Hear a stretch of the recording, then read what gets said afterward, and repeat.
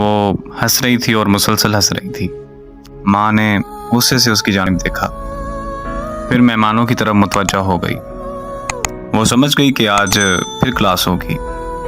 مہمانوں نے رخصت چاہی اور ماں بھی دروازے تک گئی۔ اس نے جلدی جلدی برتن سمیٹنا شروع کیے اور ماں بھی اتنے میں اندر آ گئی۔ نہیں سدھرو گی نا، کتنی بار بتایا کہ زیادہ ہنسنے سے دل مردہ ہو جاتا ہے۔ وہ پھر ہنسی اور ماں سے لپٹ گئی اور بولی جب مردہ ہو جائے گا تب نہیں ہنسوں گی۔ اللہ تجھے ہمیشہ مسکراتا رکھے۔ ماں نے پیار سے ہاتھ پر مار کے کہا۔ وقت گزرتا گیا اور اتنی تیزی سے گزرا کہ پتہ ہی نہیں چلا کہ کب گھر کی چڑیا شور بابل کا دیس پیا کے آنگن پہنچ گئی۔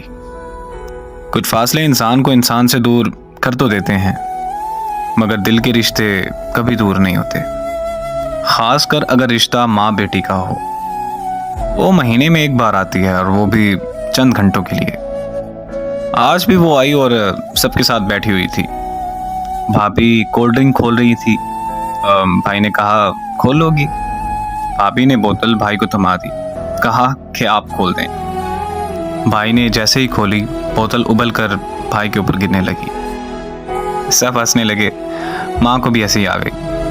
ہنستے ہنستے ماں نے بیٹی کی طرف دیکھا۔ ایسی باتوں پہ تو وہ ہنستے ہنستے لوٹ پوٹ ہو جاتی تھی۔ وہ سر جھکائے بیٹھی ہوئی تھی۔ ماں نے اس کے سر پہ پیار سے ہاتھ پھیرا۔ ماں بولی بیٹا کیا بات ہے، تم نہیں ہنستی بیٹی؟